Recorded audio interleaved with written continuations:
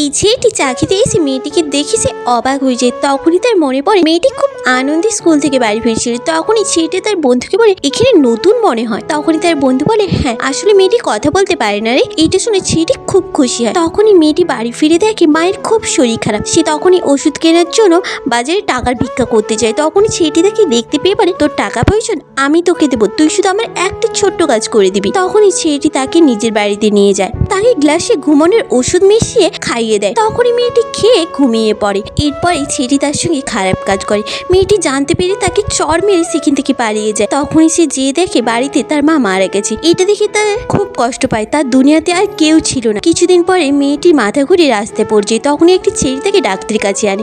Doctor পরে মেয়েটি pregnant. এটা জানতে পেরে সে ছেলেটিকে দেখতে পেয়ে তাকে ইশারা করে সবকিছু বলে। ছেলেটি তাকে সেখান থেকে তাড়িয়ে দেয়, বলে আমি কিছুই জানি না। ছেলেটি মেয়েটির এই অবস্থা দেখে দৌড়ে সেখান থেকে পালিয়ে আসে। তখনই তার দাঁড়িয়ে তার দিদিকে বাড়িতে ফেলে বলে আমি তোমার দিদির সঙ্গে আর সংসার করবো না, কার না কার বাচ্চা পেটে পেলে রেখেছি, তাই তোমার দিদিকে তুমি সামলা। বলেই জাহিম্বু চলে যায়। এটা শুনে ছেলেটি কি করবে কিছুই বুঝতে পারে না। নিজের ভুল সে বুঝতে পারে। মেয়েটিকে দেখতে পেয়েছে, মেয়েটিকে জড়িয়ে ধরে ক্ষমা চায়। তখনই তার দিদি জাহিম্বু চলে আসে, বলে তুই যে এরকম করেছিস আমরা আগেই জানতে পেরে গিয়েছিলাম, তাই আমরা এই প্ল্যান করে তোকে ওর সঙ্গে মিলিয়েছি। তখনই ছেলেটি তার নিজের ভুল বুঝতে পেরে তার সবকিছু পুরনো অতীত ভুলে আবার নতুন জীবন শুরু করে। আচ্ছা ছেলেটি কি ঠিক কাজ করেছিল প্রথমে? আপনাদের কি মনে হয় কমেন্ট করে জানাবেন কিন্তু।